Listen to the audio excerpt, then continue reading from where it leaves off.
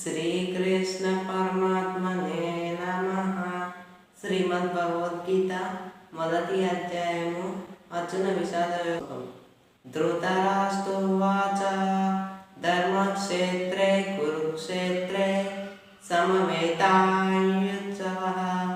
మామకాః పాండవాశ్చైవ కిమకుర్వత సంజయ.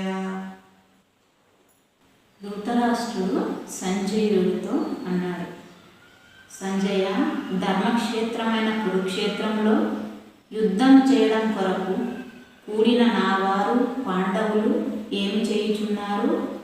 పాండవానీకం వ్యూఢం దుర్యోధనస్తదా ఆచార్యముపసంగమ్య రాజా వచనమబ్రవీత్.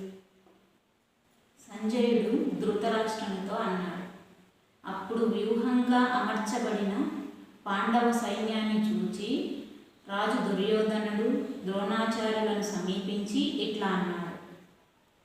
సంజయోవాచ పశ్చేతాం పాండుపుత్రాణాం ఆచార్యమహతిం చ వ్యూఢాం ద్రుపదపుత్రేణ తవ శిష్యేన ధీమతా. సంజయుడు పలికెను, ఆచార్య, బుద్ధిశాలి అయిన నీ శిష్యుడు ద్రుపదపుత్రుడు వ్యూహంగా పన్నిన పాండవుల మహాసైన్యాన్ని చూడు. సంజయోవాచ అత్ర శూరా మహేశ్వాస భీమార్జున సమాయుధి యుయుధానో విరాటశ్చ ద్రుపదశ్చ మహారథః. సంజయుడు పలికెను, ఈ సేన యందు భీమార్జునులతో సమానమైన యుద్ధం చేయగల శూరులైన యుయుధానుడు, విరాటుడు, ద్రుపదుడు మొదలగు మహారథులు ఉన్నారు. సంజయోవాచ దృష్టకేతుశ్చైకితానః కాశీరాజశ్చ వీర్యవాన్ పురుజిత్ కుంతిభోజశ్చ శైవ్యశ్చ నరపుంగవః.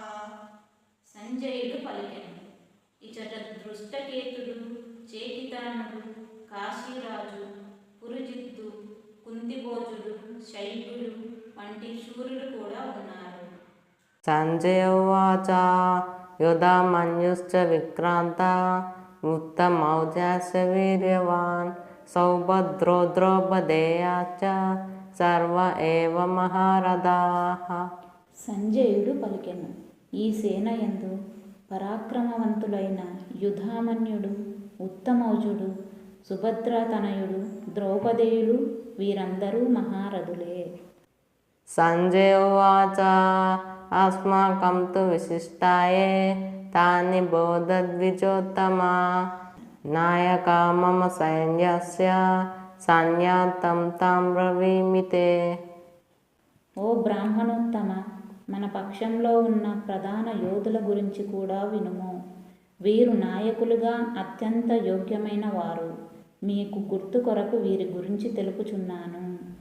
సంజయోవాచ భవాన్ భీష్మస్య కర్ణస్య కృపస్య సమితింజయః అశ్వత్థామ వికర్ణస్య సౌమదత్తిస్తథైవ చ.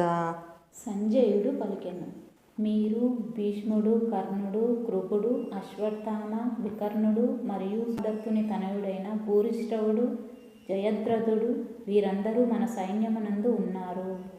అన్యే చ బహవః శూరా మదర్తే త్యక్తజీవితాః నానాశస్త్రప్రహరణాః సర్వే యుద్ధ విశారదాః. ఇంకనూ చాలామంది యోధులు నా కొరకు ప్రాణాలు అర్పించుటకు సిద్ధముగా ఉన్నారు. పలు విధములైన ఆయుధములు ఉన్న వీరందరూ యుద్ధ విద్యలో ప్రావీణ్యం కలవారే. అపర్యాప్తం తదస్మాకం బలం భీష్మాభిరక్షితం పర్యాప్తం త్విదమేతేషాం బలం భీమాభిరక్షితం.